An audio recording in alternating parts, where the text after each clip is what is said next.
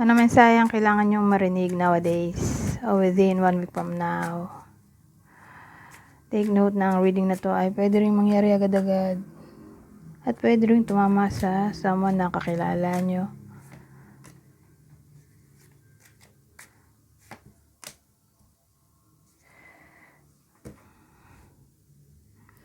Ito good news. Good news sa career. Promotion o baka magka-work na.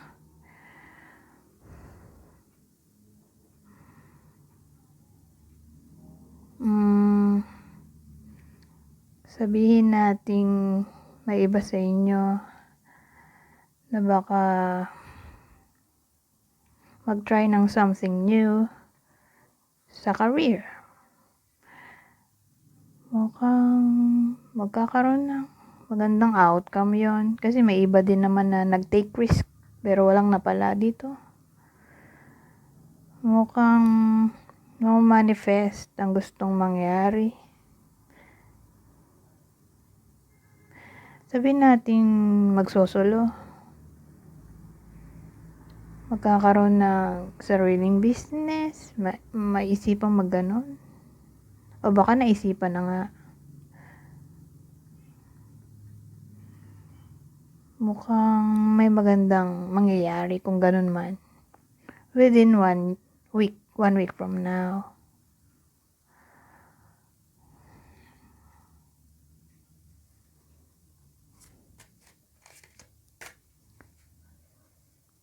Pero ibang senaryo din.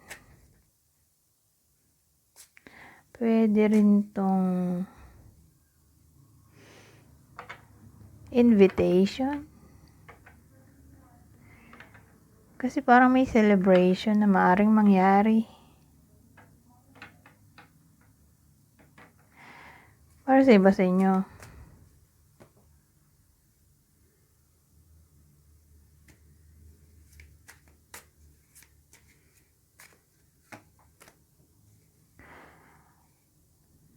Dito ang dating reconciliation to.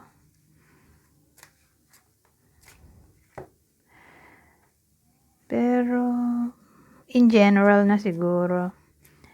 Sabihin natin ex, friend, o kung sino man yan, na parang magkukos ng happiness dito. O pwedeng yun ang dream. Mukhang dream come true to. Kung yun ang gusto, syempre. Reconciliation.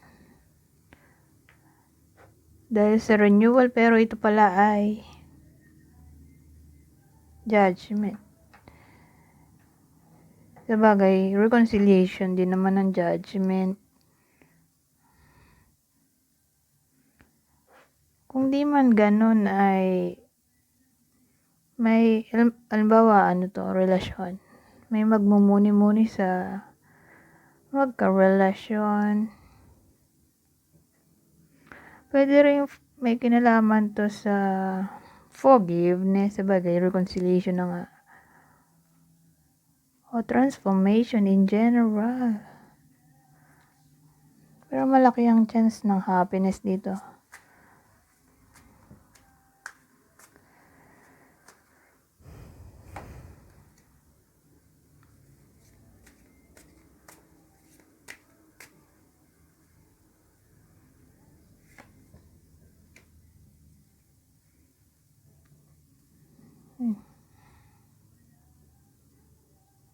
Lumabo.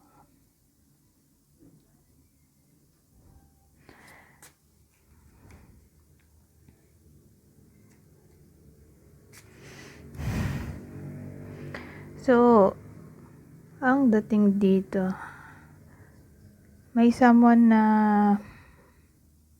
sobrang bait. Na para bang sa sobrang bait niya, matitake advantage. O baka nga na-take advantage na. Ngayon, kung na-take advantage na, magkakaroon siya ng parang enlightenment na wag masyadong mabait. Kasi nga, take advantage.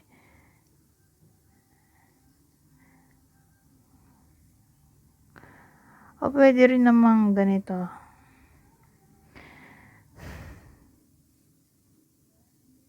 May tinulungan siya. Tapos nung siya naman yung hihingi ng pabor, hindi siya matulungan. Ganyan.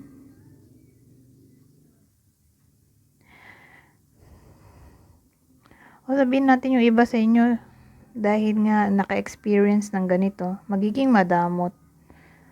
O for some reason, ayaw nang tumulong. Kasi parang na-trauma.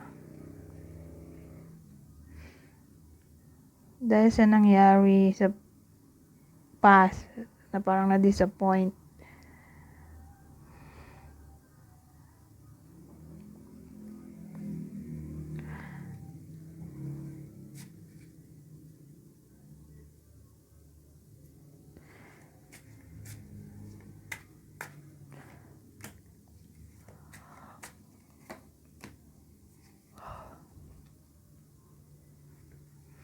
Ito, success sa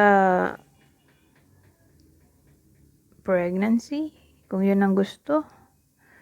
O giving birth to an idea. Pwede rin.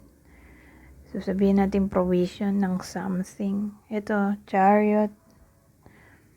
Success.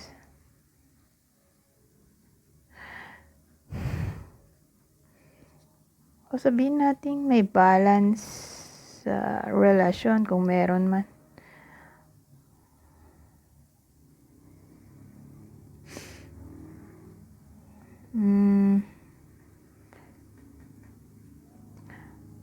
May mag-i-initiate ng action dito. Yung iba sa inyo may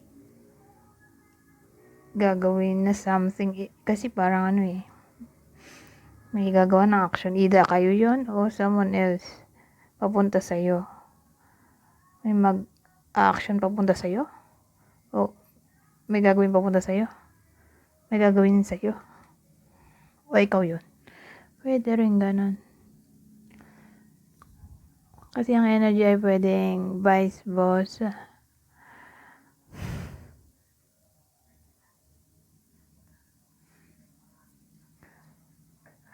Pero ibang senaryo din naman ay ganito. Parang ayaw na magmahal ng iba sa inyo, masyadong picky. Single pa rin siguro yung iba sa inyo within 1 week from now.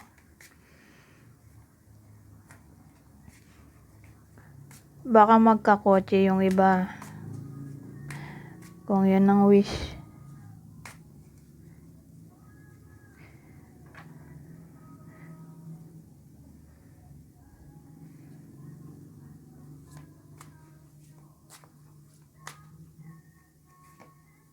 Ay, 8 minutes na pala to. Anyways, hanggang dito na lang. Goodbye for now.